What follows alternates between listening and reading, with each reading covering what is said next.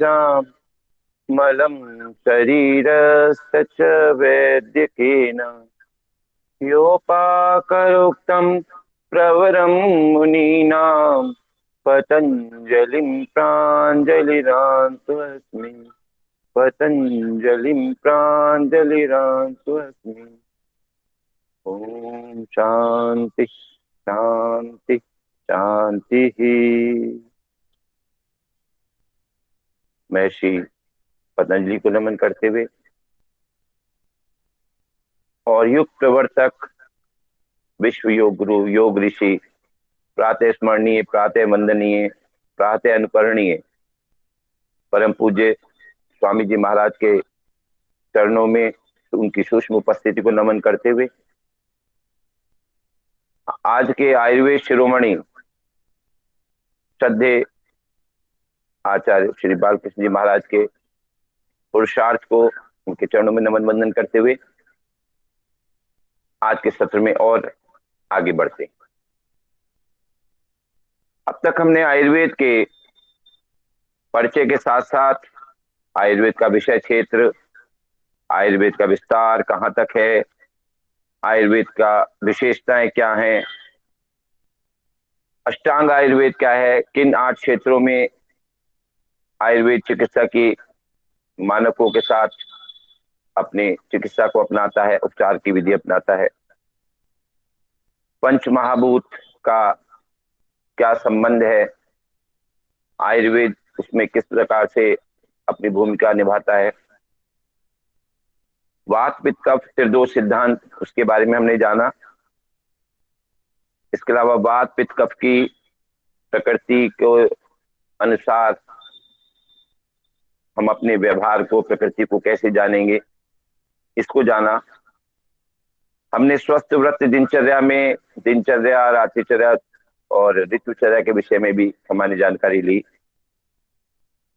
अपने दैनंदिन के कार्यक्रमों में किस प्रकार से हमें नियमितता और किस अपने कार्यों में किन चीजों को प्रमुखता देनी चाहिए, ऐसा हमने जाना। आज हम भोजन संबंधी कुछ महत्वपूर्ण तथ्यों को और महत्वपूर्ण उसकी जो भोजन संबंधी आचार संहिता है उसके बारे में जानने का प्रयास करेंगे। पथ्य आहार पथ्य विहार क्या है, अपथ्य और अपथ्य का थोड़ा सा परिचय हम जानेंगे। विरुद्धार क्या है, थोड़ा सा इस विषय में भी जानेंगे। हम सब भली बात ही अपने जानते हैं कि स्वास्थ्य के लिए भोजन कितना आवश्यक है और भोजन ही हमारा भेषज भी है। भेषज अर्थात औषधि भी है। हम यदि अपनी प्रकृति को जानते हैं, हम अपनी प्रकृति के अनुकूल हितभुक मितभुक और ऋतभुक भोजन का चयन करना जानते हैं, समयबद्धता के अनुसार भोजन करना जानते हैं, तो निश्चित ही हमारा स्वास्थ्य ठीक रहता है, हम स्वस्थ रहते हैं। और इन बातों की अवहेलना करके अपनी प्रकृति के विरुद्ध, ऋतु के विरुद्ध और आयुर्वेद के सिद्धांतों के विरुद्ध यदि हम आहारचर्या का पालन करते हैं तो वो हमारे लिए शरीर में दोषों का कारण बनता है, कष्ट का कारण बनता है, रोग का व्याधि का कारण बनता है और फिर हमें औषधि की आवश्यकता पड़ती है। तो क्या ही अच्छा हो कि हम ये जाने कि हमें क्या खाना चाहिए और कैसे खाना चाहिए। यदि इसका थोड़ा सा पालन करेंगे तो हमें फिर औषधि के रूप में किसी भी पदार्थ की आवश्यकता ही नहीं पड़ेगी। तो कुछ भोजन संबंधी जो आवश्यक जानकारी है, सबसे पहले उसको जान लेते हैं। भोजन हमारा कैसा होना चाहिए? तो सबसे पहली बात है कि हमारा भोजन स्निग्ध होना चाहिए। स्निग्ध माने चिकना, चिकना अर्थात वसायुक्त, तैलीय।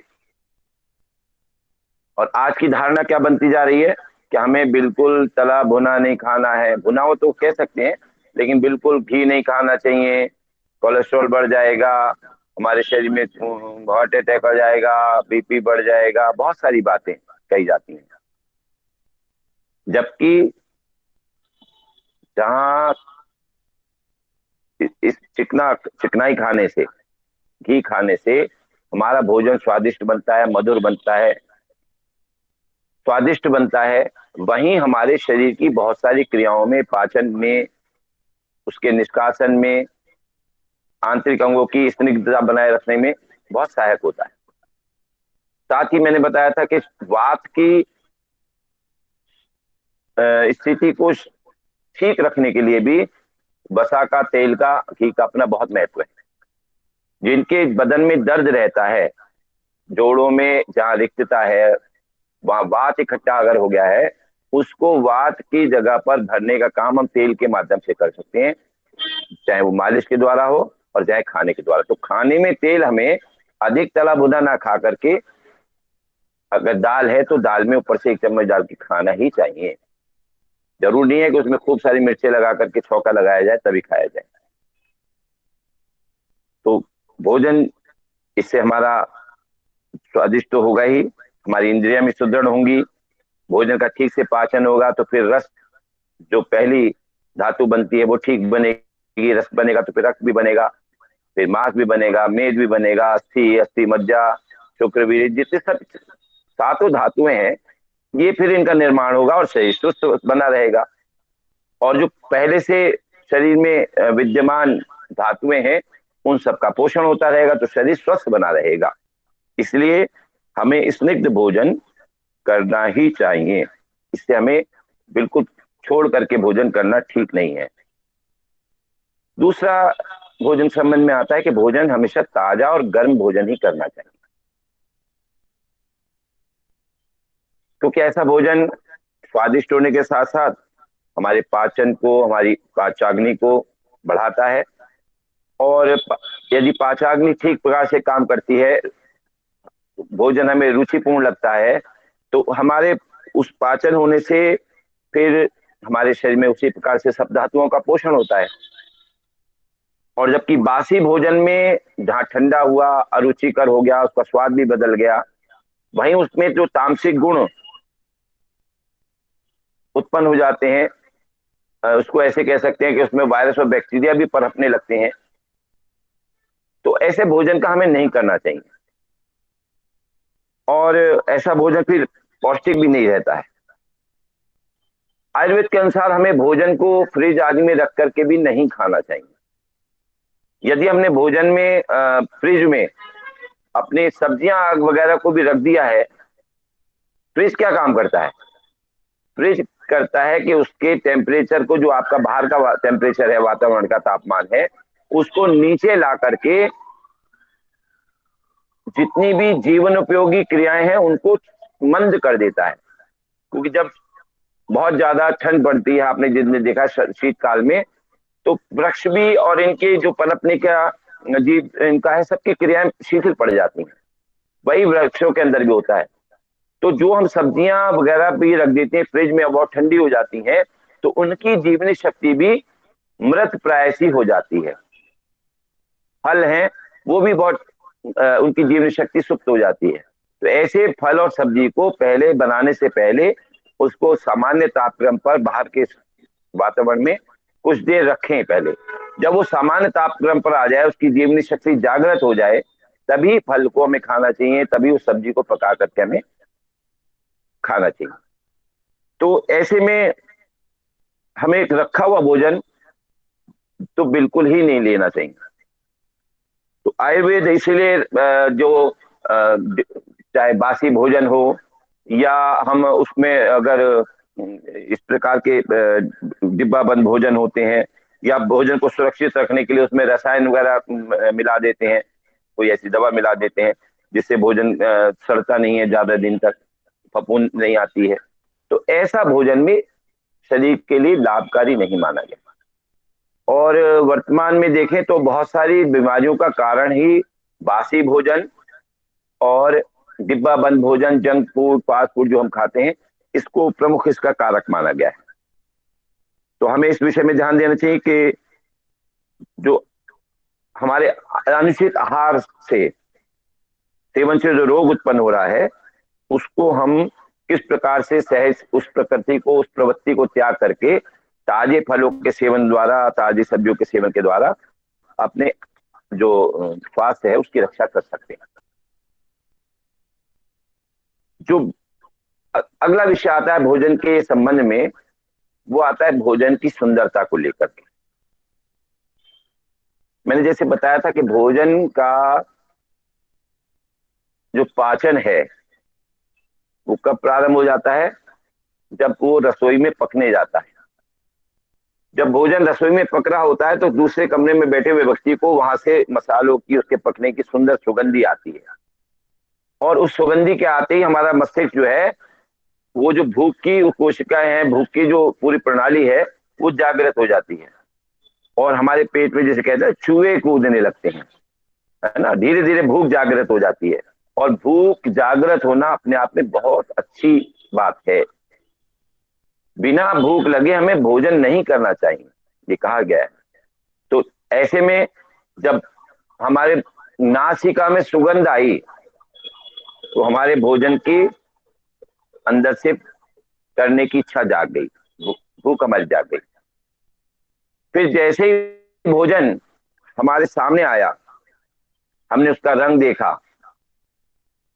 तो आंखों के देखने मात्र से बड़ा आकर्षक कोई सब्जी लग रही है या कोई पकवान है, तो हमने देखा कि बड़ा अच्छा लग रहा है, तो एकदम मुंह में पानी, लार बहुत तेजी से छूटने शुरू हो गई, और खाने की इच्छा और बलवती हो गई। और फिर जैसे ही हमने उसको चखा, पहला ग्रास मुंह में लिया, तो उसकी पाक कला की विशेषता के कारण, उसके रस से, उसके स्वाद के कारण और खाने की इच्छा हमारी तेज हुई। तो भोजन की जो सुंदरता है उसके पकने से ही शुरू हो जाती है। उसका रंग रूप, उसका स्वाद, उसका स्पर्श। बहुत ज्यादा गर्म है तो आप खाएंगे तो मुंह जलेगा, तो आपको एकदम, कई बार आदमी होता है मुंह जल जाता है तो छूटता है, तो हाथ से ही हमें खाना चाहिए। तो इस प्रकार से उसके स्पर्श, उसका रुचि, उसका रस, ये सभी चीजें जो है सुंदर हो, तो हमारे को भोजन पचाने में, भोजन की हमारी पाचाग्नि को बहुत सहायता होती है, और सभी प्रकार के रस समुचित मात्रा में स्रावित होते हैं, जिससे भोजन आसानी से समय पर पच जाता है।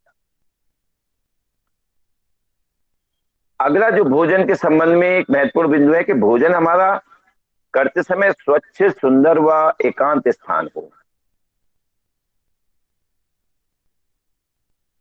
भोजन कभी भी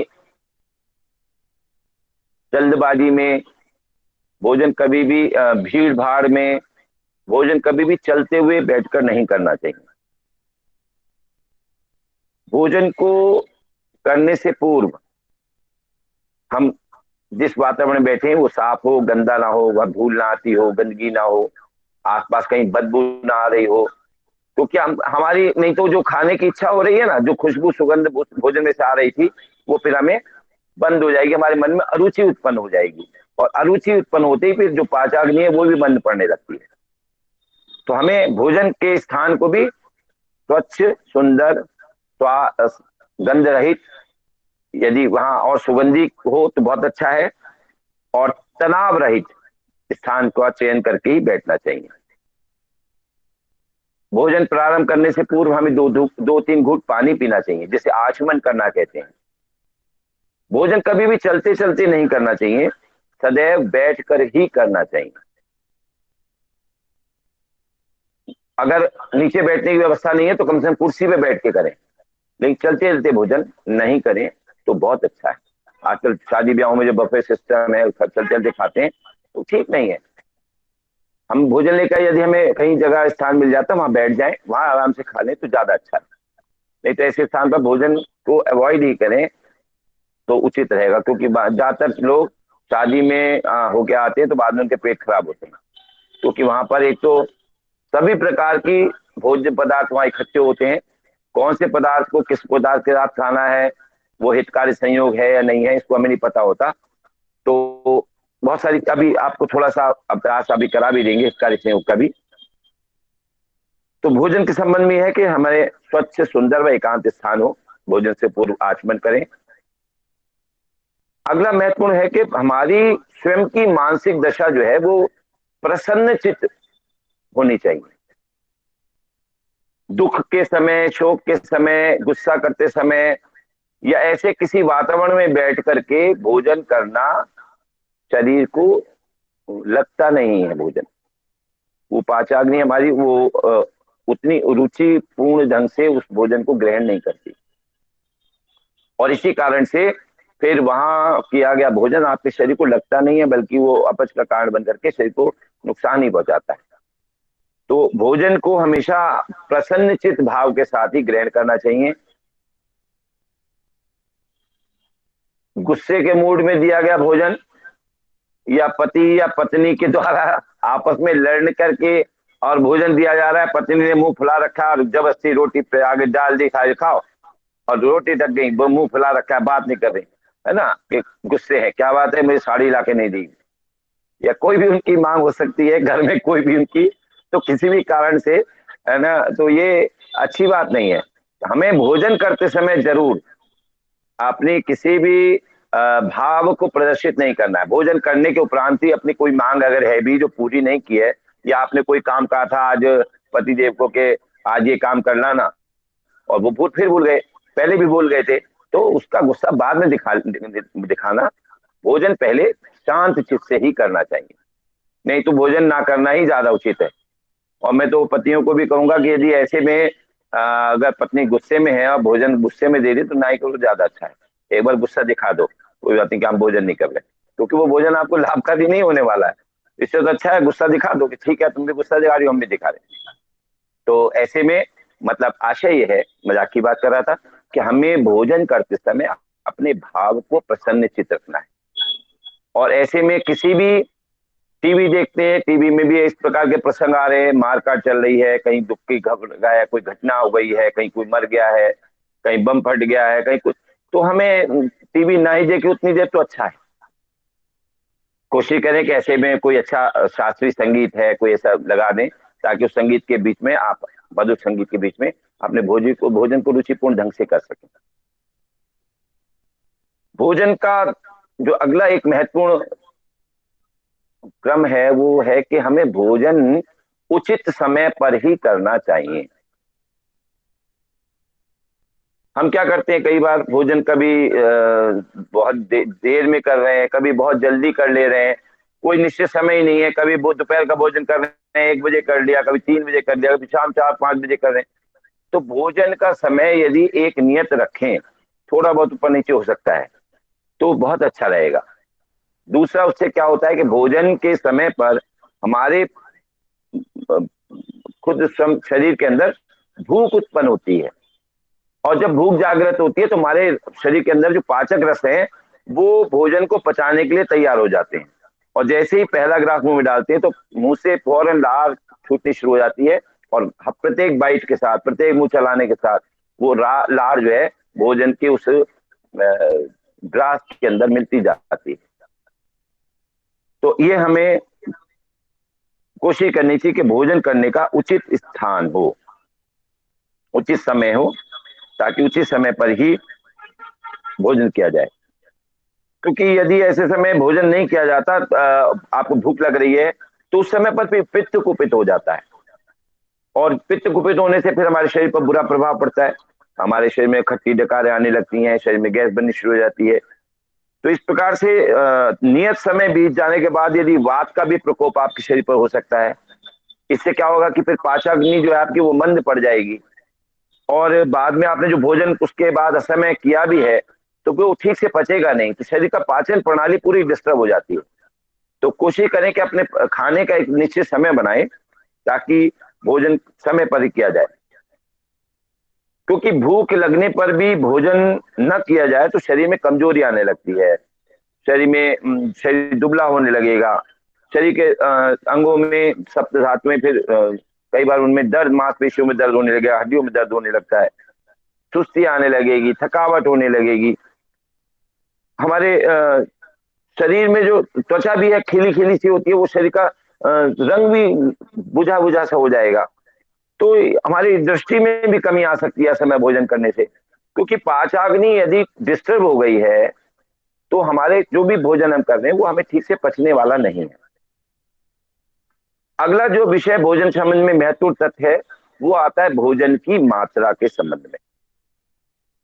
तो भोजन की मात्रा के क्या मतलब होती है कि हमें जो भोजन करना है तो पूरे पोषक तत्व हमारे भोजन में होने चाहिए, संतुलित मात्रा में भोजन करना चाहिए। और भोजन के बाद हमारे पेट का, जैसे मैंने बताया था कि एक तिहाई भाग खाली रहना चाहिए आकाश तत्व के लिए, क्योंकि उसमें फिर हमें बाद में जल तत्व भी लेना है। और भोजन को पचाने की जो गति है वो ठीक से उसमें अपना रोल निभा सके। जो पाचक रस उसमें मिल रहे हैं वो फिर उसको छोटे छोटे कणों में विभक्त करते हैं, वो एक बहुत बारीक पेस्ट बन जाता है, काइन बोलते हैं। वो काइन जो बनता है तो वो काइन जब बहुत जितना बारीक बनेगा पेस्ट वो, तो उसके बाद जब एक घंटे बाद हम पानी पीते हैं तो वो रस बन जाता है सूक्ष्म कणों का। और वही सूक्ष्म कणों का जो रस है उसी को शरीर हमारा सोख लेता है, अवशोषित करता है, उसी वही हमारे शरीर को पोषण प्रदान करता है। तो प्रथम ठीक से रस का निर्माण होता है। प्रथम धातु कौन सी है? रस। तो रस का निर्माण ठीक से होना आवश्यक है। ऐसे में भोजन की मात्रा हमें पेट भर के ठूस के नहीं खाना चाहिए। जहां हमें समय पर खाना चाहिए वहां आधा, जो मतलब एक तिहाई हमें आमाशय खाली छोड़ना चाहिए। भोजन के पश्चात यदि पेट में दबाव, भारीपन या कमर, पेट के दोनों साइडों में तनाव होता है तो भूख प्यास हमारी शांत हो, उठने बैठने सोने चलने हंसने में, श्वास छोड़ने में श्वास लेने में हमें भारीपन महसूस ना हो, ये पहचान है कि हमने भोजन समुचित मात्रा में किया है, ज्यादा नहीं खाया है। क्योंकि अधिक मात्रा में भोजन करने पर इस समस्याएं आपको देखने को मिल सकती हैं। यानी बहुत सारे तो कहते हैं कि अब तो पानी पीने की जगह नहीं बची, अरे भाई तो लेटा नहीं जा रहा, पेट फूल रहा है, ये स्थिति हो जाती है। तो ये ठीक नहीं है। इसलिए भोजन को इतना ग्रहण करें कि वो तो पोषक हो, संतुलित आहार हो, हमें पूरी पोषणता पूरी मिले, और एक तिहाई भाग छोड़े खाली। दूसरा है कि भोजन की जब हमें भूख लगे मुझे तभी भोजन हमें करने से भोजन करना पहले चाहिए। छोड़ना जी वो। है जी। एक क्या ही भाग जो कह रहे हैं आप, वो भोजन करने से पहले ही छोड़ना है क्या? भोजन करने पहले तो खा लिए पूरा पेट। मैं कह रहा हूँ वो कैसे छोड़ने को कह रहे हो, समझ में नहीं आया गुरु जी। एक क्या ही भाग कैसे छोड़ना जी वो? अभी सुन लो ध्यान से। भोजन एक तो जब करें जब आपको भूख लगती हो, पहला जो भोजन आपने किया है वो ठीक से पच गया हो। जब वो पच जाएगा तभी आपको भूख लगेगी। और बिना भूख लगे यदि आप भोजन करते हैं तो पहले से भी थोड़ा सा उसमें भोजन जो पड़ा है और भूख नहीं लग रही है, तो आपने ऊपर से और भोजन खा लिया तो वो भोजन ठीक से पचेगा नहीं। लेकिन आपको ऐसे समय पे भोजन करना चाहिए, आपको उस समय आपका भोजन का हो गया है और आपको भूख लग रही है। फिर आपको जितना भोजन करना है, आपको अगर 4 रोटी खाते हैं तो आप कोशिश करें कि 3 ही खाएं। अगर 3 खाते हैं तो कोशिश करें 2 खाएं। पूरा भरपेट गले तक भर करके खाना ठीक नहीं है। हमें थोड़ा जगह पेट में छोड़े रखनी है। कितनी छोड़नी है? एक तिहाई। ठीक है। और वो किस लिए छोड़ना है कि हम 1 घंटे बाद जब पानी पिएंगे तो उस खाली स्थान में वो पानी मिलने की जगह रहनी चाहिए, ताकि वो पतला पेस्ट, पतला काइन उसका भोजन का बन सके सूक्ष्म कणों द्वारा, जो 1 घंटे के अंदर हमारे पाचक रसों ने, पाचक जो अम्ल थे, वो बाइल जूस वगैरह थे, उनसे उन्होंने पचा दिया है। तो उसको पतले रस में बदलने के लिए हमारे उस पेट में जगह रहनी चाहिए। तो भोजन करने के बाद, भोजन करने के मध्य आपको पूरा पेट नहीं भरना है, थोड़ा खाली छोड़ देना है। समझ में आ गई? वही है जी एक क्या ही भाग। जी। दूसरा, ये तो आए भोजन की मात्रा के ऊपर, और अगला आता है अब भोजन के व्यवहार कैसे करना है। भोजन के संबंध में एक और महत्वपूर्ण तथ्य है कि भोजन को हमें सदैव चबाकर खाना है। जो लोग, आप कभी भी पूछना, और ये व्यवहारिकता है, और ये आपके लिए एक शोध का विषय भी होगा, और आप देखेंगे अरे ये तो बिल्कुल सच बात है। जिन लोगों के पेट खराब रहते हैं, अधिकांशतः लोग वो भोजन जल्दी जल्दी क्या करते हैं, ज्यादा चबाए बगैर कर लेते हैं। भोजन जल्दी जल्दी करने वाले लोग भोजन की मात्रा भी अधिक लेते हैं। कहा यह जाता है, और आज की आधुनिक रिसर्च से भी, शोध से भी ये स्पष्ट हुआ है कि भोजन करने में जो प्रथम 20 मिनट हैं, उसमें आप जो भी खा लेते हैं, तो हमारे शरीर में पेट भरने की सूचना 15-20 मिनट बाद आनी शुरू होती है। इसलिए यदि भोजन को आप हल्के हल्के हल्के खाते होंगे, तो 15-20 मिनट बाद पेट के भरने की सूचना आनी शुरू हो जाएगी। और यदि पहले से ही आपने जल्दी जल्दी बहुत सारा पेट में भर लिया है, तो 20 मिनट बाद जब तक सूचना आएगी, तब तक तो पूरा पेट आपका भर चुका होगा। तो ऐसे में आपको भोजन जहां अधिक न कर पाए, कम करना है। दूसरा, इसका लाभ और क्या है कि भोजन हल्के हल्के चबा के करना चाहिए। भोजन कई रूप में हमारे सामने होता है, शाक के रूप में, कंद के रूप में, अनाज के रूप में। लेकिन रासायनिक स्थिति में देखें तो भोजन कार्बोहाइड्रेट के रूप में होता है, भोजन प्रोटीन के रूप में होता है, भोजन वसा के रूप में होता है।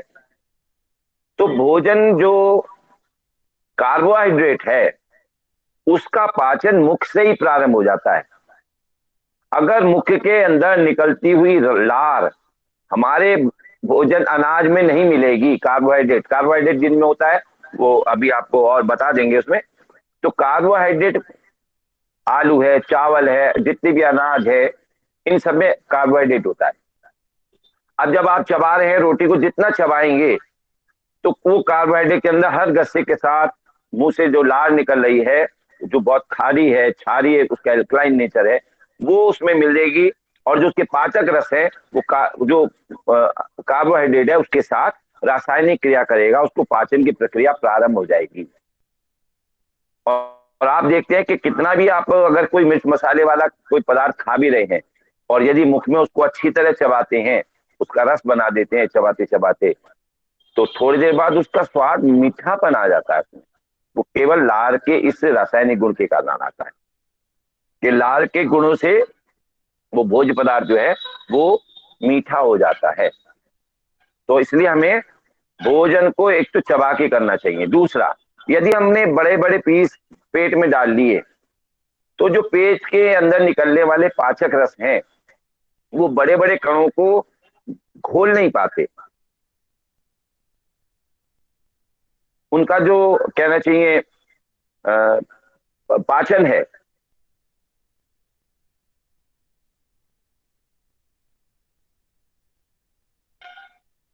तो भोजन का जो पाचन है वो ठीक से नहीं हो पाता, और वो छोटे छोटे कणों में विभक्त नहीं हो पाता। और जैसे मैंने पूर्व में कहा कि जब तक वो छोटे कणों में भोजन विभक्त नहीं होगा, तो वो भोजन रस में परिवर्तित नहीं होगा, और रस में नहीं बनेगा, तो फिर उसको हमारी आंतें नहीं सोख पाएगी। वो मोटे मोटे कण फिर ऐसे ही इंटेस्टाइन में चलते हुए छोटी आंत बड़ी आंत से होते हुए फिर अगले दिन बाहर निकल जाएंगे। तो ऐसे में हम उसको केवल, अगर हम काजू बादाम कितना भी पौष्टिक आहार खा रहे हैं, लेकिन हमने उसको ठीक से चबाया नहीं है, हम उसका पाचन करना नहीं जानते, तो कुछ नहीं कर रहे, हमारे शरीर को उसका लाभ नहीं मिलने वाला है।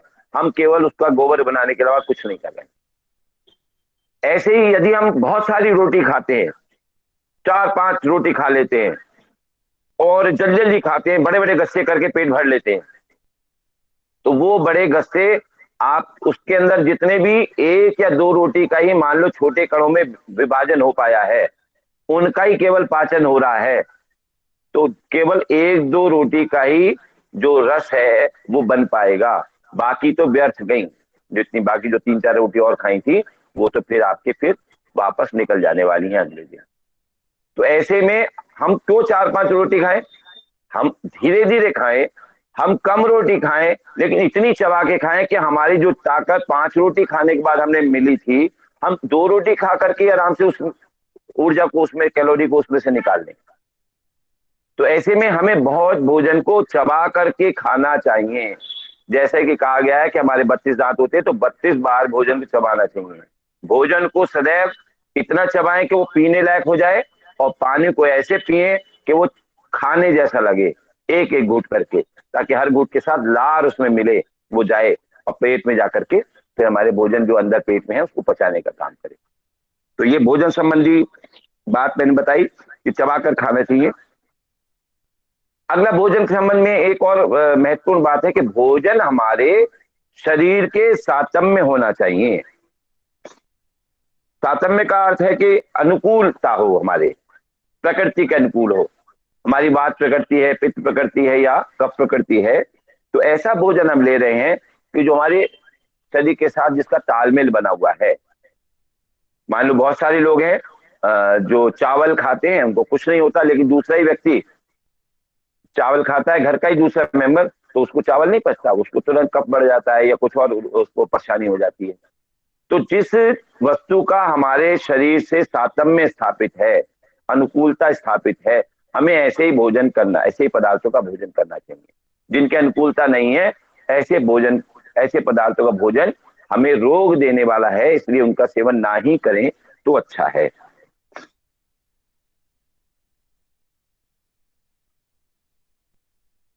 भोजन के इस सातम्य को लेकर के 5 प्रकार बताए गए हैं आयुर्वेद में।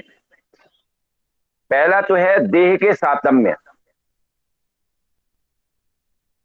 जो पदार्थ व्यक्ति के शरीर के लिए उपयोगी हो, वो देह सातम्य पदार्थ कहलाता है। तो ऐसे पदार्थ कौन का सा सेवन पदार्थ? करना चाहिए। देह सातम्य, शरीर के लिए देह। सातम्य, देह, देह सातम्य। दूसरा देश सातम्य, यानी देश से तात्पर्य है यहाँ जिस भी भौगोलिक स्थिति में, जिस भूभाग में हम रहते हैं, उस विशेष स्थान में जो वहां के पदार्थ उत्पन्न होते हैं, ऐसे पदार्थों का सेवन करें। जैसे कि बंगाल है, मद्रास है, जो पूर्वोत्तर भारत है, कश्मीर की तरफ है, ये ऐसे क्षेत्रों में जो चावल खाते हैं लोग, तो वो चावलों को लोग वो अनुकूल रहता है, वो सातम में स्थापित किए हुए हैं। तो ये ऐसे पदार्थ जो है वो देश सातम में कहलाते हैं।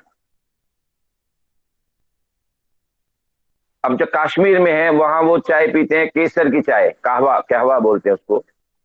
अगर वही चाय, केसर की चाय हम लोग मैदान पे रहने वाले जहाँ कम ठंड पड़ती है वो पियेंगे, तो हमारे शरीर में बहुत ज्यादा गर्मी हो जाएगी, पित्त बहुत ज्यादा बढ़ जाएगा, बहुत सारे और नए प्रकार के रोग हो जाएंगे।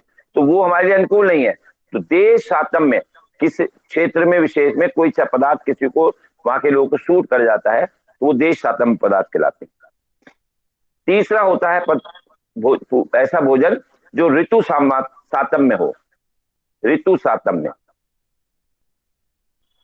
यानी विशेष मौसम में जो हमारे लिए हितकारी पदार्थ हैं, जैसे कि शीतकाल में तीखे और रुक्ष पदार्थ जो है वो सातम में होते हैं, और ग्रीष्म ऋतु में शीतल पदार्थ सातम में होते हैं। अब सर्दी में अगर हम आइसक्रीम खाने लगे, ठंडे पदार्थ ज्यादा सेवन करें, तो निश्चित रूप से हमारा कफ बिगड़ने वाला है, हमें कफ संबंधी रोग हो जाएंगे। तो वो इस ऐसे भोजन जो है ऋतु सातम में कहलाते हैं, जो ऋतु के अनुकूल नहीं हो। अब आपने ईश्वर देखा है कि ईश्वर ने भी ऐसे बनाए हैं बहुत सारे पदार्थ जो किसी विशेष ऋतु में ही उत्पन्न होते हैं। जाड़ों में, अब जैसे फूल गोभी आपकी जाड़ों में आती है, वातवर्धक है, वो इन दिनों अगर आप खाते हैं तो आपके शरीर को सातम में स्थापित करती है, आपको लाभ देती है, पाचन में ठीक होती है। लेकिन वही गोभी यदि आप गर्मी में खाते हैं, और जबकि हम क्या करते हैं, हम आजकल तो बड़ा हमें फैशन में है कि साहब वो हमारे यहाँ मेहमान आया है तो हमने 100 रुपए किलो की गोभी लाए हैं और उसके लिए गोभी बना रहे हैं, लेकिन नहीं पता वो तो बात बढ़ाने वाली है, उसको तो और कष्ट देगी। वैसे ही गर्मियों में पित्त बढ़ा हुआ है, ऊपर से हमने ऐसी पदार्थ और दे दिया तो पित्तवात मिलकर के उसके शरीर में कष्ट होने वाला है, उसका अपच बढ़ने वाली है। तो ऋतु के अनुकूल जो पदार्थ इस प्रकृति ने पैदा किए हैं, हम कोशिश करें कि उन पदार्थों को खाएं, तो हमारे शरीर में इस प्रकार का व्यवहार भी नहीं देखने को मिलेगा। अगला जो आता है चौथा, वो आया है रोग सातम्य।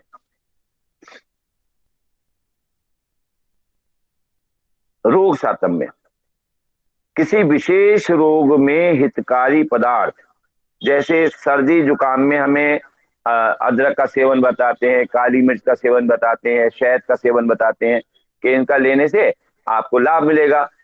तो रोग से जो हमारा, जिससे हमारे रोग कम हो, रोग के साथ सातम्य हो, ऐसे पदार्थों का सेवन करना चाहिए। अब आपको सर्दी जुकाम लगा हुआ है और आपको कहें कि लो आइसक्रीम खा लो, तो आप तो और ज्यादा बिगड़ने वाला है मामला। तो इस ऐसे पदार्थों को रोग सातम पदार्थ कहते हैं, जो रोग आपको है उसके वो ठीक करने में सहायक हो। तो इन बातों को ध्यान में रखकर किया गया भोजन जो है हमारे स्वास्थ्य की रक्षा करता है और हमें रोगों से बचाता है। इस प्रकार पथ्य और उचित आहार लेने वाला व्यक्ति पहले तो रोगी होता ही नहीं, और यदि किसी कारणवश हो भी जाए तो फिर परहेज पूर्वक भोजन करने से वो शीघ्र ही ठीक भी हो जाता है, रोग उसका बढ़ता नहीं और बिना किसी उपचार के वो ठीक हो जाता है। इस प्रकार हमें औषधि की आवश्यकता भी नहीं पड़ती। और इसके विपरीत होता क्या है, मनुष्य अच्छी से अच्छी औषधि भी लेता रहता है और पथ्य और अपथ्य का ध्यान नहीं रखता, परहेज का ध्यान नहीं रखता, तो फिर वो रोग ठीक नहीं होता। फिर कहते हैं कि हम तो दवा भी ले रहे हैं, हम तो औषधि भी ली, लेकिन हमें कुछ आराम नहीं मिला। तो उसका कारण यह है कि हमारा जो गलत आहार विहार है वो रोग बढ़ाने में सहायक है, और जब तक रोग बढ़ाने का कारण हम बनाए हुए हैं तो रोग ठीक नहीं होगा। इसलिए आहार हमारा भेषज भी है, आहार हमारा औषधि भी है, ये हमें ध्यान रखना चाहिए और अपनी प्रकृति के अनुकूल खाने का ध्यान रखना चाहिए।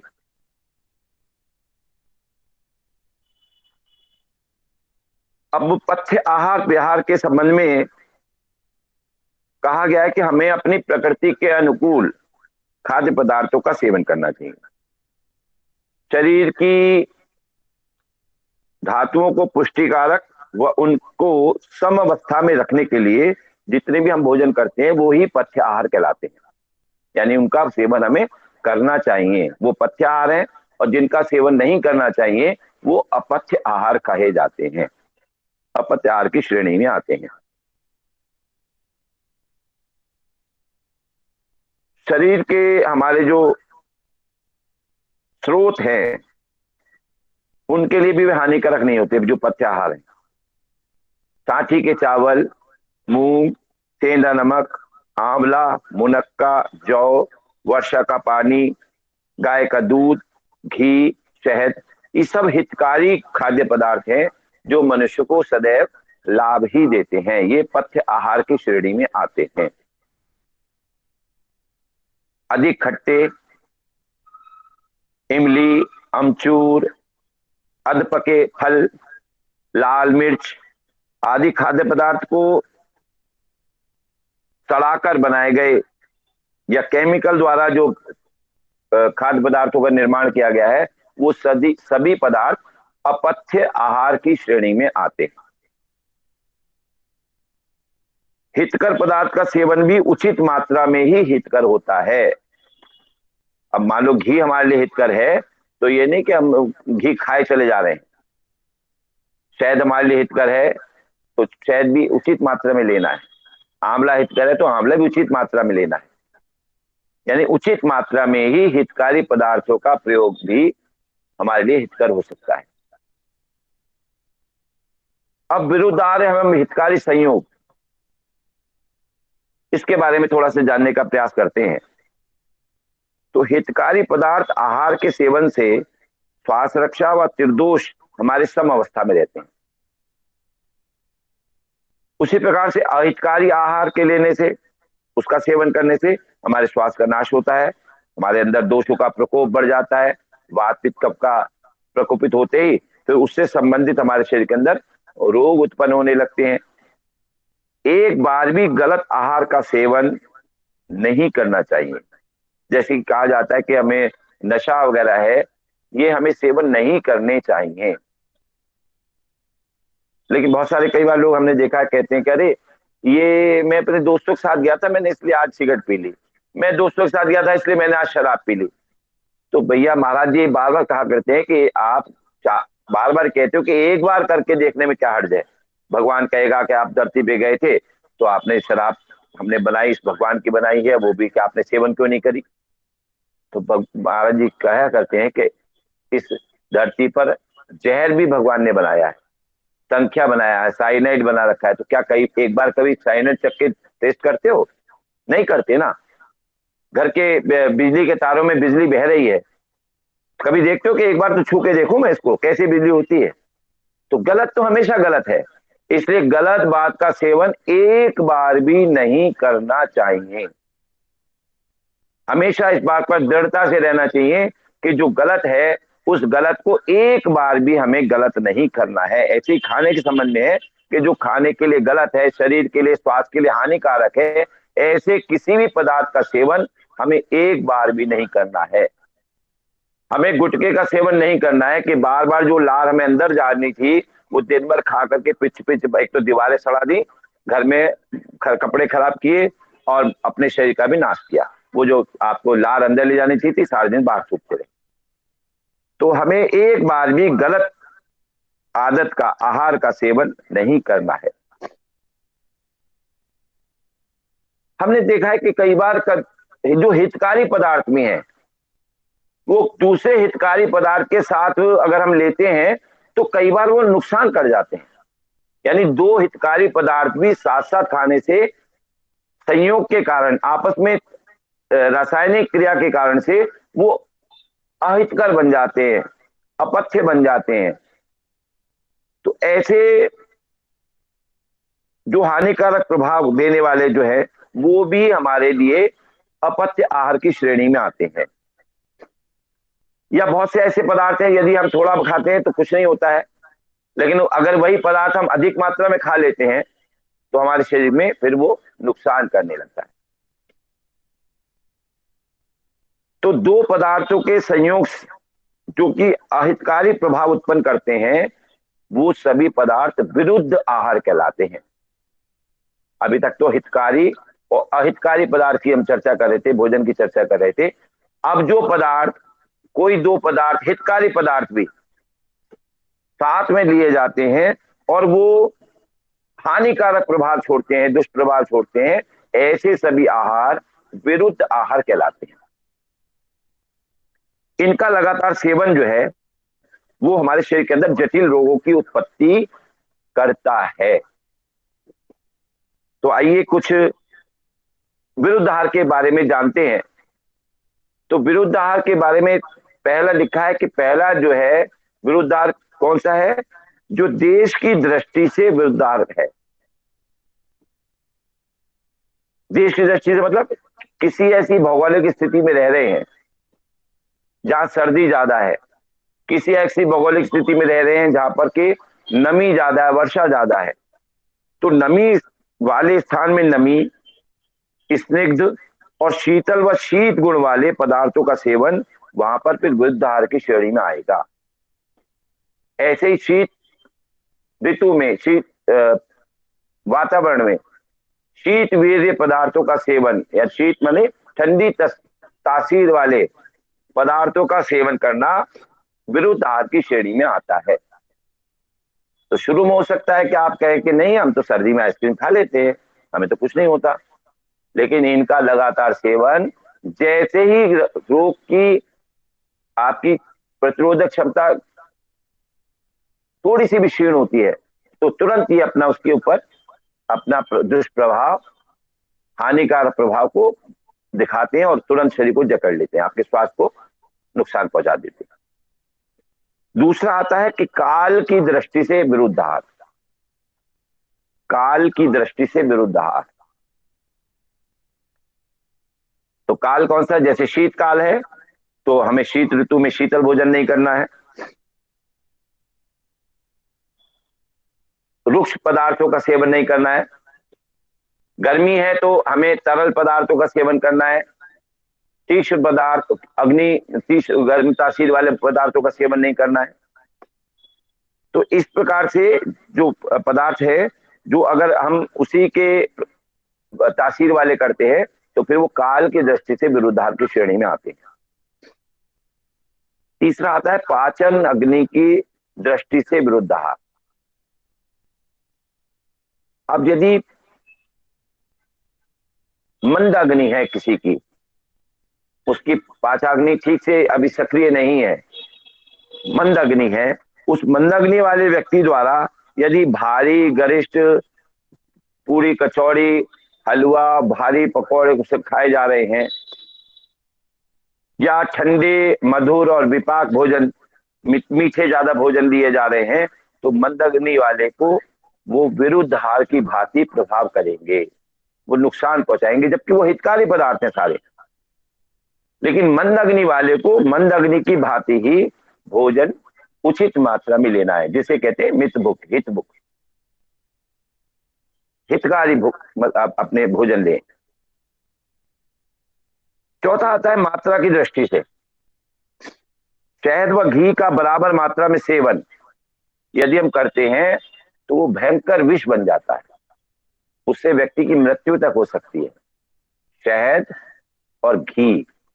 इसलिए कभी भी समान मात्रा में शहद और घी, जबकि दोनों अपने आप में बहुत हितकारी हैं, बहुत पौष्टिक हैं, अनेक रोगों में उसको लेने से हमारे रोग खत्म होते हैं, घी भी खाने से और शहद भी खाने से। लेकिन कोई भी दवा, यहां तक कि जिन भी औषधियों में घी का और शहद का मिश्रण मिलाया जाता है, तो कभी समान मात्रा में नहीं मिलाते उसको, हमेशा उसकी विषम मात्रा होगी। समान मात्रा में लेने से घी और शहद जहर बन जाते हैं, उससे व्यक्ति की मृत्यु तक हो सकती है, इतना भयंकर विष बनता है। तो ऐसे में मात्रा की दृष्टि से विरुद्धार, इसका मैंने एग्जाम्पल दिया शहद और घी का। अब सातम्य की दृष्टि से विद्वार, सातम्य मतलब जिसका हमारे शरीर के साथ सातम्य स्थापित नहीं है। जैसे मैंने बताया परिवार में पति जो है वो चावल खा रहे हैं, कुछ नहीं हो रहा उनको, लेकिन वही चावल बने हुए यदि पत्नी खा लेती है तो उनको तुरंत ठंड लग जाती है, कफ बढ़ जाता है उनका। तो हमारे किस भोजन के साथ हमारा तालमेल बन गया है, अनुकूलता बन गई है, सातम्य स्थापित हो गया है, उसके अनुरूप हमें भोजन करना है। यदि हम उसके विपरीत करते हैं तो फिर वो विरुद्ध आहार की श्रेणी में है। वही चावल जो हमारे पति को सूट कर रहा है या पत्नी को सूट कर रहा है, वो हो सकता है हमारे लिए सातम्य भोजन ना हो, तो वो हमारे लिए विरुद्ध आहार रहेगा। ऐसे भोजन हमें नहीं करना चाहिए। अगला आता है विरुद्ध आहार की श्रेणी संस्कार या पाक की दृष्टि से, पकाने की दृष्टि से। मतलब जैसे खट्टे पदार्थ, कड़ी है या और इमली वगैरह के भोजन है कई सारे, वो हमें कभी पीतल के बर्तन में नहीं पकाने चाहिए, क्योंकि पीतल वगैरह के बर्तन में यदि खट्टा कड़ी वगैरह बनाते हैं तो वो जहर बन जाता है, और वो हमारे खाते हमें फिर कई तरह की बीमारियां, तुरंत रोग बन जाता है। तो पाक की दृष्टि से कि कैसे भोजन में, कैसे पात्र में भोजन को पकाया जा रहा है। दोषों की दृष्टि से सातवां बिंदु है दोषों की दृष्टि से विरुद्ध आहार। तो वात प्रकृति वाले व्यक्ति द्वारा वात वर्धक पदार्थों का सेवन करना, पित्त प्रधान व्यक्ति के द्वारा पित्त वर्धक पदार्थों का सेवन करना, या कफ प्रकोपित व्यक्ति के द्वारा पित्त कफ वर्धक पदार्थों का सेवन करना, ये सब विरुद्ध आहार में आता है। जबकि वो सब हितकारी भोजन है, दूसरा खा रहा है उसको कुछ नहीं हो रहा, लेकिन आपका चूंकि वो दोष कुपित है, आपको उसको लेते ही आपका इसमें दोष बढ़ने वाला है, तो ऐसे में वो सभी भोजन आपके लिए विरुद्ध आहार हैं।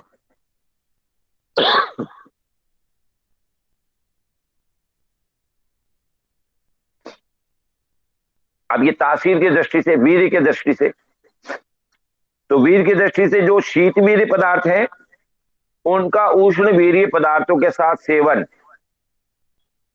ये विरुद्ध आहार की श्रेणी में आता है। और बहुत इसको आसानी से आप समझ सकते हैं, मैं दिन में हम रोज कई बार गलती करते हैं। जैसे दही की तासीर गर्म होती है, और जो छाछ है, मट्ठा है, लस्सी है, उसकी तासीर गर्म होता नहीं, दही दही की तासीर गर्म होती है और लस्सी की तासीर ठंडी होती है। तो अगर इन दोनों का सेवन आपने किया, एक तरफ तो दही खा रहे हैं, उसके बाद आप छाछ पी रहे हैं, तो दो पदार्थ ऐसे पदार्थों का, शीतवीर्य और उष्णवीर्य पदार्थों का सेवन साथ साथ विरुद्ध आहार में आता है, तो आपको नुकसान कर सकता है। जबकि दोनों एक ही पदार्थ से बने हुए हैं, दूध से बने हुए पदार्थ हैं, दही भी और छाछ भी। लेकिन चूंकि दोनों की तासीर अलग है, इसलिए गर्म तासीर और ठंडी तासीर वाले पदार्थों का साथ में सेवन करना विरुद्ध आहार की श्रेणी में आया है। ऐसा भोजन नहीं करना चाहिए। अगला नमा आता है कोष्ठ की दृष्टि से विरुद्ध आहार। कोष्ठ अर्थात हमारे जो शरीर में पाचन की हमारी कोष्ठबद्ध मतलब आंतों की स्थिति है, बड़ी आंत छोटी आंत की स्थिति है। क्योंकि हम देखते हैं कि जो वात कुपित व्यक्ति का मल विसर्जन देर से होता है, तो अगर हम ऐसे पदार्थों का सेवन करेंगे कि जिससे हमारे पहले से ही हमें कब्ज की स्थिति हो रही है और हमारा और कफ बढ़ सकता है, तो ऐसे सभी पदार्थ जो कफ या कब्ज को बढ़ा सकते हैं, तो उनका सेवन हमारे लिए विरुद्ध आहार रहेगा। जबकि वो अन्य के लिए हितकारी भोजन है, पथ्य आहार है, लेकिन वही भोजन हमारे लिए अपथ्य होगा, क्योंकि हमारे शरीर में कोष्ठबद्धता है। कोष्ठ की स्थिति जितनी जैसी है उसी के अनुरूप हमें भोजन करना चाहिए। अगला आता है शारीरिक अवस्था की दृष्टि से, 10वां। अब अधिक मोटे व्यक्ति हैं और उनको अधिक चर्बी वाला, तेल वाला, अधिक वसा वाला भोजन, उनके लिए मक्खन थी, घी तेल का पराठे और पूड़ी वूड़ी खाते हैं, तो वो उनके लिए विरुद्ध आहार है, क्योंकि उससे उनका रोग बढ़ने वाला है, वो और मोटापा उनका बढ़ जाएगा। तथा जो पतले मनुष्य हैं उनके लिए रूखा भोजन जिसमें घी बिल्कुल नहीं है, बिल्कुल इस प्रकार का भोजन यदि वो करते हैं, तो उनका लिए वो अपथ्य भोजन है, विरुद्ध आहार है। उनको हमेशा बढ़िया भोजन, चिकना भोजन करना है, पौष्टिक भोजन करना है, प्रोटीन युक्त भोजन करना है, वसा युक्त भोजन करना है, वो उसके लिए हितकारी संयोग है। 11वां आता है क्रम की दृष्टि से विरुद्ध आहार।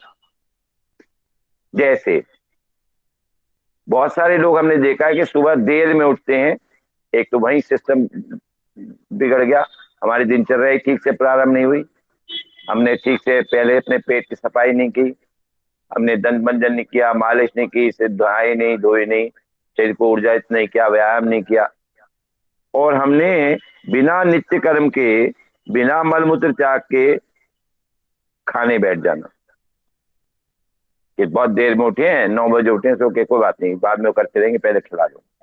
तो शरीर के अंदर पहले से ही मल रुका हुआ है, गंदगी है, अशुद्ध गैसें भरी हुई हैं, अपान वायु बलवती है, और हम और ऊपर भोजन डाल देते हैं, तो वो भोजन हमारे लिए फिर विरुद्ध आहार की भांति कार्य करता है, हमें शरीर को नुकसान पहुंचाता है। इसके अतिरिक्त भूख ना लगने पर भी खा लेना। भूख नहीं लग रही, लेकिन कई बार माएं जबरदस्ती बच्चों को खिला देती, नहीं नहीं खा ले खा ले, फिर मुझे जाना है, फिर तू कैसे परेशान होगा, तो अपने बच्चों को जबरदस्ती खिला देती है। तो भूख ना लगने पर भी भोजन करना, ये भी विरुद्ध आहार की श्रेणी में आता है। तो ऐसे में हमें भूख लगने पर ही भोजन करना है। अब भूख लगने पर भोजन ना करना, ये भी विरुद्ध आहार की श्रेणी में आता है, तब भी हमारे शरीर को नुकसान पहुंचता है। यानी भूख लग रही है बहुत तीव्र और हम जबरदस्ती रोके हुए हैं, तो ये हमारे शरीर के लिए हितकारी नहीं है, नुकसान पहुंचाने वाला है, विरुद्ध आहार की भांति व्यवहार करने वाला। 12वां आता है निषेध की दृष्टि से विरुद्ध आहार।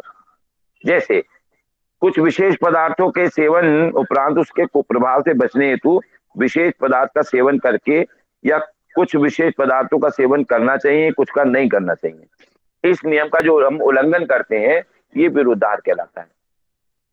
जैसे हमने गरम गरम पराठे, पूड़ी या कोई ऐसा गरम कोई भी भोजन किया है, और उसके बाद हम ठंडे ठंडे पानी का सेवन करते हैं। तैलीय भोजन करने के बाद, वसायुक्त भोजन करने के बाद हम ठंडे पानी का सेवन या जौ से बने पदार्थों का जो गर्म है उसके बाद ठंडे पानी का पीना या व्यायाम करना, ये सब विरुद्धाहार में आता है। तो जैसे निषेध आपको मना किया गया है कि ये ऐसे इसके बाद ये क्रम नहीं करना चाहिए, यदि हम प्रयोग करते हैं तो वो सब विरुद्धाहार की भांति हमारे शरीर को नुकसान पहुंचाते हैं। अगला बिंदु आता है कि पकाने की दृष्टि से, पकाने वाले ईंधन की दृष्टि से। पहला आया था पकाने की दृष्टि से, अब है पकाने वाले ईंधन की दृष्टि से। पहले चूंकि भोजन आपने देखा है चूल्हे पर पकाया जाता था, तो अगर चूल्हे में दूषित ईंधन है जिसमें विषाक्त गैस निकल रही है, बदबू निकल रही है, तो वो बदबू पके हुए भोजन में भी समा जाती है जो भोजन पकाया जा रहा है। तो ऐसे भोजन हमारा दूषित हो जाएगा। इसके अतिरिक्त ज्यादा पकाया हुआ भोजन, या कच्चा रह गया है भोजन, या जला हुआ है भोजन, जल गया है, वो सभी भोजन हमारे शरीर में विरुद्धाहार की भांति कार्य करेगा। अगला बिंदु आता है संयोग की दृष्टि से विरुद्धाहार। संयोग की दृष्टि से विरुद्धाहार, जैसे कि कुछ पदार्थों को साथ साथ मिलाकर खाना, वो हमारे लिए नुकसान कर जाता है। जैसे यदि खट्टे पदार्थों को हम दूध के साथ सेवन करते हैं तो विरुद्धाहार की भांति वो काम करके हमारे शरीर को, स्वास्थ्य को नुकसान पहुंचाता है, शरीर में रोग उत्पन्न करता है। जैसे दूध के साथ खरबूजा, तरबूज या दूध के साथ नमकीन खाना। कहा ही जाता है कि दूध के साथ नमकीन का सेवन, आपने देखा जो स्वित्र रोग है, तो जो सफेद दाग जिसको बोलते हैं लिकोडर्मा, इसका मुख्य कारण हमारे शरीर में दूध के साथ नमक का सेवन माना गया है। या जो लोग मांसाहारी हैं वो यदि मछली खाते हैं, मछली के साथ दूध का सेवन करते हैं, तो भी ये ल्यूकोडर्मा, सफेद दाग जैसी चर्म रोग हमारे शरीर में हो जाते हैं। गुरुजी जी गुरुजी, कुछ लोग जी दूध में अंडा घेर के भी खाते हैं, वो भी गलत है ना? ये अलग सवाल है, अलग मैं बताता हूँ अभी आपको बाद में, है ना। पहले इसको ठीक। पूरा पढ़ लें, तो समय हो चुका है क्योंकि 8 से ऊपर निकल गए। रुचि की दृष्टि से अच्छे न लगने वाले भोजन को विवशता पूर्ण खाना, यानी स्वादिष्ट भोजन नहीं बनना है, अच्छा नहीं लग रहा है और जबरदस्ती खा रहे हैं, वो भोजन भी हमारे लिए विरुद्धाहार की भांति हमें नुकसान पहुंचाने वाला है।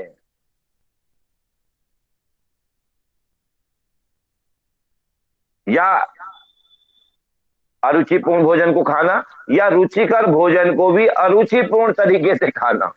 भोजन बहुत अच्छा है, बाकी सब कह रहे हैं बहुत स्वादिष्ट है, लेकिन हम उसको अरुचिपूर्ण तरीके से खा रहे हैं, तो अभी हमारे शरीर को वो विरुद्धाहार की भांति ही नुकसान पहुंचाने वाला है। अगला बिंदु है उत्कृष्टता की दृष्टि से विरुद्धाहार। उत्कृष्टता कैसे? जैसे रस रहित या उत्पन्न होकर के रस नष्ट हो जाने वाले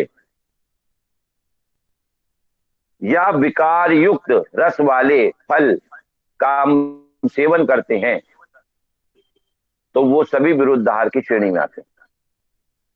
रस रहित या उत्पन्न होकर रस बन गया था लेकिन वो बाद में नष्ट हो गया है, या रस सड़ गया है, वो सभी भोजन हमारे शरीर में विरुद्धाहार की भांति नुकसान करने वाले हैं। और 17वां आता है विधि की दृष्टि से विरुद्धाहार, यानी भोजन संबंधी जो हमें आहार का विधि बताई गई है, आहार संहिता बताई गई है, उसका अनुपालन न करते हुए खाना, उस विधि अनुसार ना खाना भी हमारे लिए विरुद्धाहार है। जैसे कि असमय खाना, यानी समय नहीं है फिर हम खा रहे हैं, तो तब भी वो हमारे लिए भोजन जो है। अब विरुद्धाहार से अप्रभावित व्यक्ति कौन है? तो योग प्राणायाम करने वाले, जिनकी इम्यूनिटी बहुत अच्छी हो चुकी है, रोग प्रतिरोधक क्षमता जिनकी बलवती है, घी, दूध, स्निग्ध पदार्थों का जो सेवन करते हैं, या निरंतर एक उनकी आदत बन गई है विरुद्धाहार की। जैसे सूर्य अस्त होने के बाद हम कहते हैं कि हमें सलाद का सेवन नहीं करना चाहिए, खीरा नहीं खाना चाहिए, फल नहीं खाने चाहिए, दही नहीं खाना चाहिए। लेकिन हम बहुत सारे घरों में देखते हैं कि बहुत सारे लोग दही रात में खाते हैं और कहते हैं नहीं हमें तो कुछ नहीं हो रहा। तो जिनका सातम्य स्थापित हो गया है उनको भी कई बार विरुद्धाहार नुकसान नहीं पहुंचाता, तत्कालिक कुछ समय के लिए, परंतु जैसे हल्का हल्का नुकसान इसका होता ही है। लेकिन जैसे ही कभी भी रोग प्रतिरोधक क्षमता वीक होती है तो यही उनका आचरण जो पहले उनके शरीर के साथ तालमेल बनाए हुए था, सातम में स्थापित किए हुए था, वही उनको तुरंत रोग की जकड़ में लेकर के विरुद्धाहार का प्रभाव देते हुए रोगों को उत्पन्न कर देता है। यानी वही जो दही हम पहले खा रहे थे वो हमको नुकसान नहीं कर रहा था, लेकिन अचानक एकदम वही दही हमको नुकसान पहुंचाना शुरू कर देगा, क्योंकि तो वास्तव में वो आयुर्वेद के नियमों के विपरीत ही है।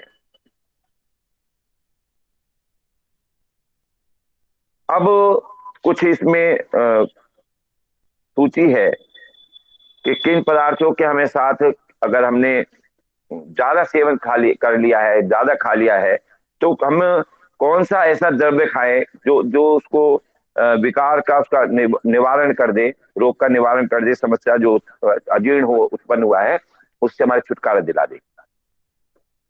तो बताया गया है कि जो हम जैसे दही अगर खा लेते हैं ज्यादा, तो दही के पचाने के लिए हम जीरा या अदरक का सेवन अगर हम करते हैं साथ में तो हमें दही का पाचन हो जाता है।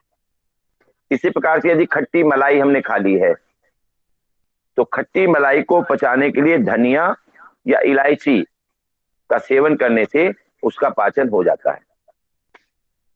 पनीर अधिक खा लिया है तो पनीर को पचाने के लिए काली मिर्च और लाल मिर्च का सेवन यदि साथ में करते हैं तो पनीर का पाचन हो जाता है। ऐसे ही कुल्फी कुल्फी को पचाने के लिए लौंग और इलायची का सेवन यदि साथ में करते हैं तो कुल्फी हमें पच जाती है। ऐसे ही जौ जौ को पचाने के लिए हल्दी, राई या जीरे का प्रयोग करने से जौ का पाचन हो जाता है। गेहूं को पचाने के लिए अदरक का सेवन हमें करना चाहिए। चावल को पचाने के लिए लौंग या काली मिर्च का साथ में सेवन करने से चावल के पाचन आसानी से हो जाता है। इसलिए बहुत सारे लोग जब चावल देखा पुलाव करके बनाते हैं चावल और लौंग का तड़का देके, तो उनके लिए पाचन वो चावलों का नुकसान नहीं करते। सब्जियां जो फली वाली सब्जियां हैं उनके पाचन के लिए लहसुन, लौंग, काली मिर्च और लाल मिर्च का साथ में सेवन करने से ये फलियां वाली सब्जी हमें आसानी से पच जाती है। बंद गोभी ये सूरजमुखी के तेल में हल्दी या सरसों के बीज के साथ, राई के साथ, सरसों की जैसे बोलते हैं, सेवन करने से उसका छोंक लगा के खाने से बंद गोभी का पाचन आसानी से हो जाता है। इसी तरह यदि लहसुन ज्यादा खा लिया है तो लहसुन के से पचाने के लिए नारियल का चूरा और साथ में नींबू का प्रयोग करने से लहसुन का पाचन आसानी से हो जाता है। सलाद को पचाने के लिए हमेशा जैतून का तेल और नींबू का प्रयोग साथ में करने से सलाद का पाचन अच्छे से होता है सलाद में, इसीलिए जैतून के तेल को और नींबू को डाल करके ही लेना चाहिए। प्याज को अधिक मात्रा में खा लिया है तो उसके पाचन के लिए नमक, नींबू, दही या सरसों के बीज इसका सेवन करने से हमारे इसका पाचन आसानी से हो जाएगा। आलू का पाचन करने के लिए यदि घी के साथ काली मिर्च मिलाकर के आलू का सेवन किया जाए तो आलू का पाचन आसानी से हो सकता है। टमाटर जो कि कफ कारक है, इसको भी नींबू या जीरे के साथ मिलाकर सेवन करने से टमाटर का हमें आसानी से पाचन होता है, हमें उसके कोई उपद्रव देखने को नहीं मिलते। इसी तरह शरीफा फल होता है या नाशपाती, ये दोनों कफ कारक है, ठंडे होते हैं। इनको हल्दी, नींबू, लहसुन या काली मिर्च के साथ सेवन करने से इनका पाचन आसानी से हो जाता है। केला, जो कफ को बढ़ाने वाला है, कफ कारक है, इसको छोटी इलायची के साथ अगर केला ज्यादा खा लिया है तो आप छोटी इलायची खाएंगे तो केले का पाचन आसानी से हो जाएगा। सूखे फल, मेवा जिसे बोलते हैं, तो इनको यदि पानी में डुबाकर इनका सेवन करते हैं तो इनका फिर पाचन आसानी से हो जाएगा। बादाम है, मूंगफली है ना, इस तरह के जितने भी मेवे हैं, अखरोट वगैरह, अंजीर, ये सबको पानी में भिगो के खाना चाहिए, सूखे फल। आम, जो अतिसार कारक है, इसे 10 ज्यादा खाने से 10 लग जाते हैं, पित्त कारक है, तो इसको यदि घी के साथ इलायची मिलाकर प्रयोग करें या दूध का सेवन करते हैं तो आम का पाचन आसानी से हो जाता है। मूंगफली के ज्यादा खाने के लिए, जो कि वात का हर है और पित्त कारक है, तो जल में पूरी रात्रि भिगोकर और फिर गर्म करके सेवन करें तो मूंगफली का पाचन आसानी से हो जाएगा। विविध प्रकार की मदिरा के बारे में है। यदि मदिरा अधिक पीली है तो ये शरीर में उत्तेजक प्रभाव करती है, अवसाद, डिप्रेशन को जन्म देती है। आदमी विभिन्न प्रकार के, इस प्रकार के मानसिक मतलब कहना चाहिए उसके व्यवहार देखने को मिलता है। तो उसके लिए आधा चम्मच जीरा चबाएं या 1-2 इलायची के बीज मुंह में लेकर चबाने से मदिरा का प्रभाव कम हो जाता है। अजवाइन को मुंह में रखकर चबाने से भी मदिरा का प्रभाव कम होता है। इसके अतिरिक्त काली चाय का सेवन अगर अधिक कर लिया है तो ये काली चाय उत्तेजक है, अवसाद कारक भी है, तो काली चाय का सेवन अदरक के साथ करने से इसका पाचन ठीक से हो जाता है, ये फिर नुकसान नहीं पहुंचाती। इसी प्रकार से कॉफी, जिसमें कैफीन ज्यादा है, उत्तेजक है, ज्यादा रक्तचाप को एकदम बढ़ाने वाली है, तो इसको भी हम जायफल के चूर्ण या इलायची के साथ यदि सेवन कर लेते हैं इसके ऊपर से, तो इसका पाचन कॉफी का हो जाता है। चॉकलेट जो कि उत्तेजक है, बच्चों को तुरंत एकदम एनर्जेटिक होती है, बहुत ज्यादा उत्तेजना देती है, तो इसको भी इलायची या जीरा खाने से चॉकलेट का पाचन हम आसानी से कर पाते हैं। पॉपकॉर्न, क्योंकि रूखे होते हैं, खुश्क होता है मक्का, वात कारक है, वात को बढ़ाने वाला है, तो इसको करने के लिए यदि इसको मक्खन के साथ सेवन किया जाए पॉपकॉर्न को, तो ये इसका पाचन ठीक से हो जाता है। इसलिए जो लोग मक्खन के साथ पॉपकॉर्न का बनाते हैं वो सेवन हमारे लिए ठीक से सुपाच्य होता है, पच जाता है। और अगला है तंबाकू। तो तंबाकू के लिए बताया कि ये भी पित्त प्रकोपक है, वात कारक है, उत्तेजक है, तो ऐसे में ब्राह्मी, वचामूल और अजवाइन, इनमें से किसी का भी सेवन करने से हम तंबाकू के प्रभाव को, दुष्प्रभाव को कम कर लेते हैं। तो ये कुछ बातें थी ये इनके लिए, और कुछ है कि जो हमने ज्यादा खा लिया था उसका हम नहीं खा करके ठीक किया, लेकिन कोई 2 वस्तुएं अगर साथ साथ खाते हैं तो वो हितकारी भोजन कहे गए हैं। हम अब तक विरुद्ध आहार की बात कर रहे थे, फिर हमने कहा कि जो ज्यादा चीज खा ली उसको कैसे बचाना है। अब ऐसे 2 वस्तुएं हैं जो साथ साथ खाई जाए तो बहुत अच्छे शरीर के लिए शुभ परिणाम देती हैं, जैसे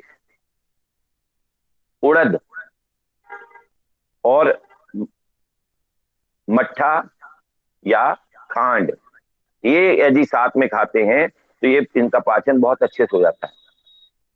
जबकि उड़द और दही अगर साथ में खाएंगे तो वो विरुद्ध आहार की श्रेणी में, तुरंत पेट खराब हो जाएगा। कभी भी हम लोग क्या करते हैं, घरों में वो बनाते हैं दही भल्ले, तो उड़द की दाल के बनाते हैं और दही में बनाते हैं, लेकिन वो विरुद्ध आहार है। हमें दही भल्ले उड़द के नहीं बनाने चाहिए। हमें मूंग की दाल के बनाए, किसी और दाल के बनाए, लेकिन इसको इसके दही के साथ उड़द नहीं खाने। यदि उड़द की दाल बनी है तो फिर हमें रायता दही नहीं खाना है। उड़द को पचाने के लिए हम मट्ठा पीस सकते हैं, क्योंकि मैंने बताया था दही की तासीर गर्म है और छाछ की तासीर ठंडी है। तो छाछ आपको पचाने में मदद करेगा, दही या उसको खराब करने में मदद करेगा। दही के साथ विरुद्ध आहार है। ऐसे ही उड़द के लिए लिखा है कि तक्र और खांड। दूसरा लिखा है चना।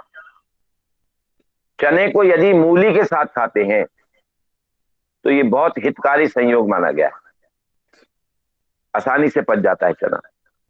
मूंग, मूंग को यदि आंवले के साथ प्रयोग करते हैं तो ये बहुत हितकारी संयोग है। इसलिए बहुत सारे लोग मूंग की दाल जब बनाते हैं तो उसमें सूखे हुए आंवले की कलियां डाल देते हैं, आंवला डाल देते हैं, या ताजा आंवला भी डाल दीजिए, तो उसके साथ जब पकेगा तो वो बहुत अच्छा हितकारी संयोग है, उसका पाचन ठीक प्रकार से होगा। ऐसे ही अरहर की दाल को यदि कांजी के साथ प्रयोग करते हैं, अरहर की दाल खाते हैं तो साथ में कांजी भी का सेवन करते हैं, तो ये बहुत हितकारी संयोग माना गया। गेहूं की रोटी, मतलब गेहूं का कोई भी वस्तु खा रहे हैं, भोज्य पदार्थ ले रहे हैं, उसके साथ ककड़ी का सेवन, गेहूं के साथ ककड़ी का सेवन हितकारी संयोग माना गया है। मक्का के साथ अजवाइन का सेवन हितकारी संयोग माना गया है। खिचड़ी के साथ सेंधा नमक का सेवन हितकारी संयोग माना गया है। पिष्ठान, पिट्ठी वगैरह, मतलब आटे से बने हुए मिष्ठान पदार्थ जितने भी हैं, इनको शीतल जल या नीम की जड़ के साथ सेवन करने से ये हितकारी संयोग बनता है। दूध पिया है, पाचन का डर है, तो मूंग की दाल का सूप यदि पीते हैं तो दूध का पाचन और मूंग की दाल के सूप का हितकारी संयोग माना गया है। घी और नींबू का रस, ये हितकारी संयोग माना गया है। आम और दूध का सेवन हितकारी संयोग माना गया है। केला और दूध का सेवन हितकारी संयोग माना गया है। नारंगी और गुड़ का सेवन हितकारी संयोग माना गया है। केले के साथ घी और छोटी इलायची का सेवन, ये भी हितकारी संयोग माना गया है। नींबू के साथ नमक का सेवन हितकारी संयोग माना गया है। द्राक्षा अर्थात अंगूर या किशमिश, इनके साथ लौंग का सेवन हितकारी संयोग है। आलू के साथ काली मिर्च और घी का सेवन हितकारी संयोग है। जिमीकंद, जिसे सूरण भी बोलते हैं, सूरण, जिमीकंद, इसका गुड़ के साथ सेवन हितकारी संयोग माना गया है। मिश्री के साथ सौंफ का सेवन हितकारी संयोग माना गया है। गुड़ के साथ सौंठ व नागर मोथा का सेवन हितकारी संयोग माना गया है। और गन्ने के साथ अदरक का सेवन हितकारी संयोग माना गया है। तो ये कुछ खान पान संबंधी क्या हितकारी संयोग है, क्या विरुद्ध आहार है, इसके बारे में आज हमने चर्चा की है। और मैं